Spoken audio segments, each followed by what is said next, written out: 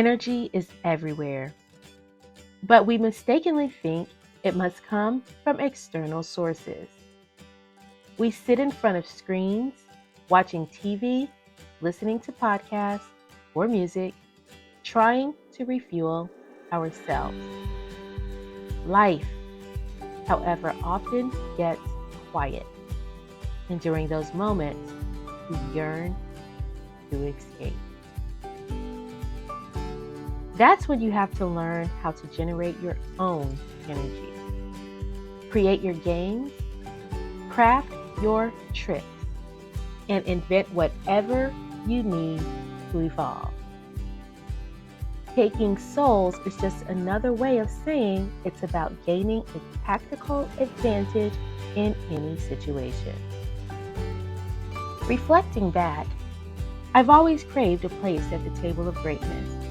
Even as a rebellious teenager, I knew that someday I wanted to sit among the legends in my field. It stemmed from my deep desire for respect, as I had often felt like a nobody. That's why I was drawn to the challenge of mental health even at a young age. But there was a time when I was floundering in school, and my motivation pushed me to change.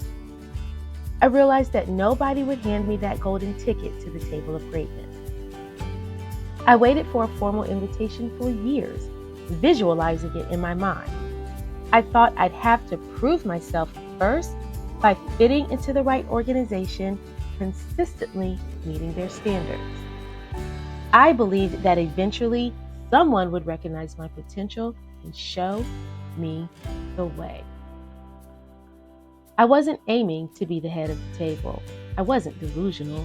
I simply wanted a seat. In the meantime, I became one of the waiters serving the elite. Even when peers I considered were qualified got their seats, I waited, hoping someone would finally tap my shoulder. The formal invitation rarely arrives for me, and it never did. While waiting, I observed my superiors up close, closely studying their work and behaviors.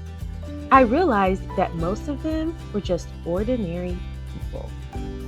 I yearned to be extraordinary because it's the exceptional stories and leaders that inspire others to push themselves harder.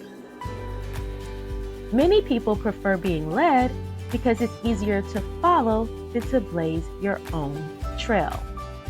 Often we're led by bosses, teachers, coaches, and officials who wield their titles but fail to inspire us. Perhaps it's because they talk too much and act too little. Maybe it's because their own lives are chaotic. However, there's a better way. Leadership is not limited to the people at the top or the table of greatness. Some of the most powerful leaders work in the shadows, silently influencing their family, co-workers, and friends. These unsung heroes lead not with speeches, but with actions. The first step to becoming such a leader is learning how to lead yourself. In 2001, I embarked on a journey that led me to become the senior class president of a group of 120 of my classmates and peers.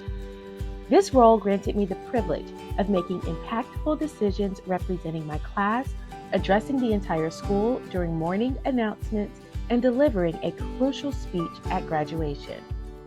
However, as I moved forward and pursued higher education at the University of North Carolina at Chapel Hill, the transition from leading a smaller class to a much larger student body of 10,000 people proved to be a challenging adjustment. I often found myself intimidated by those who were effortlessly assumed leadership roles. Then, an encounter with an extraordinary individual, Zen, changed the course of my life. Not only was she exceptionally beautiful, but her ability to lead with grace and poise set her apart. Zen wasn't motivated by the desire for authority or recognition. Instead, she inspired to be her best self. Her example taught me the profound meaning of exceeding the norm, pushing for excellence beyond expectations. Upon graduating, I unintentionally regressed into familiar patterns. I began to play it safe, doubting my abilities and avoiding risks. I only led those who were easy to lead, ensuring that I always appeared as the boldest person in the room. But as my mother wisely advised, when you find yourself as the brightest light in the room, it's time to seek a new environment. I didn't listen.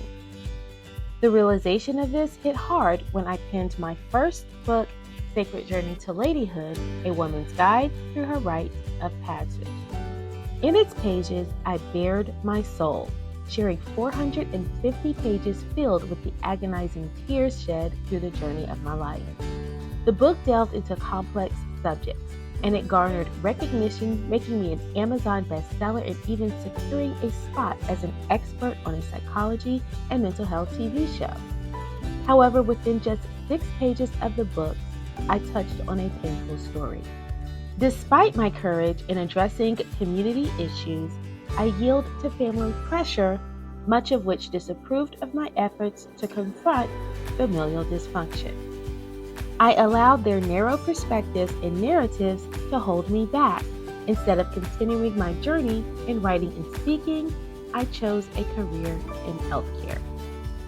Unbeknownst to me, this choice led to the creation of a program based on inconsistent paperwork with the federal government. This triggered a downward spiral. Even though the government's initial paperwork was problematic, I exacerbated the issue by providing false information, making me guilty of false statements related to healthcare matters.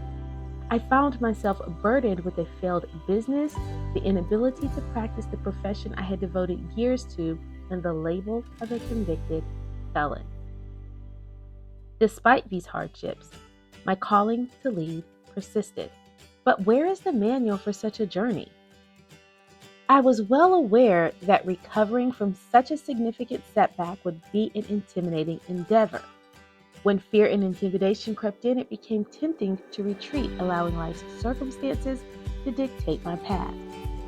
In moments of intimidation, it's easy to settle for the status quo and relinquish the will to keep fighting. I was terrified of re-emerging into the world, this time on a grander scale than ever before. However, I realized that the only thing more terrifying than the unknown was the prospect of staying the same. The crucial question was no longer whether to take action, but how to do so. To make matters more complex, I faced not only the weight of my burdens, but also a false narrative spread by the prosecutor and the media, distorting the reality of my case. I was confronted with the task of reinventing myself publicly, facing critics who held misconceptions about me. For a while, I waited on a savior, but I came to understand that no one would guide me to the proverbial table. I had to create my own path. I initiated this journey with the belief that leadership transcends titles and positions.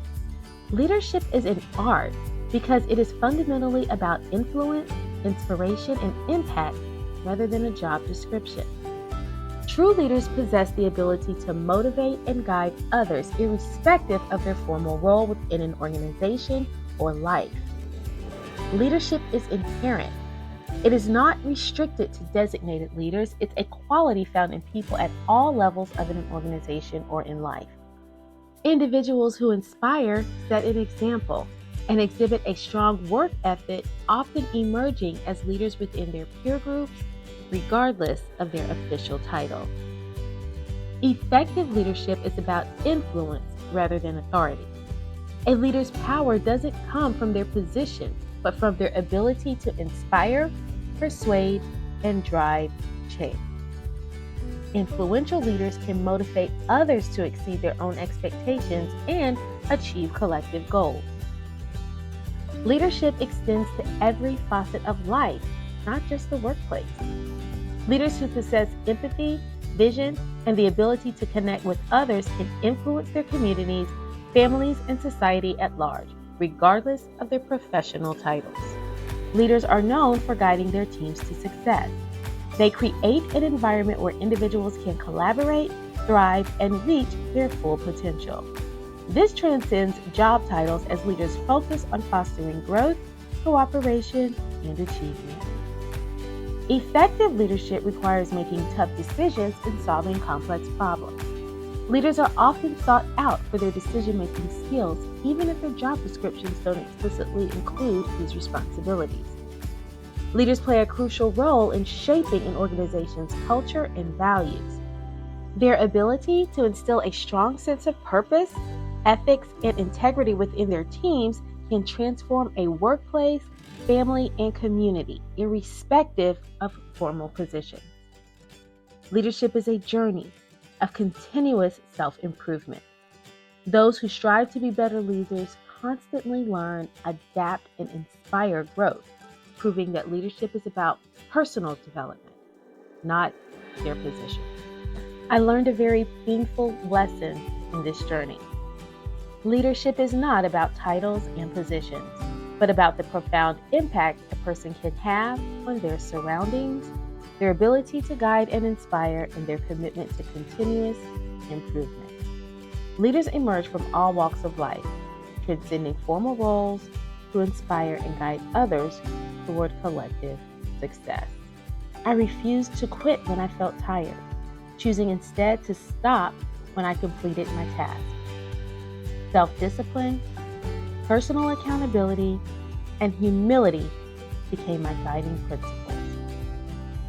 In a world where mediocrity often prevails, I decided to stand out as an outlier among outliers.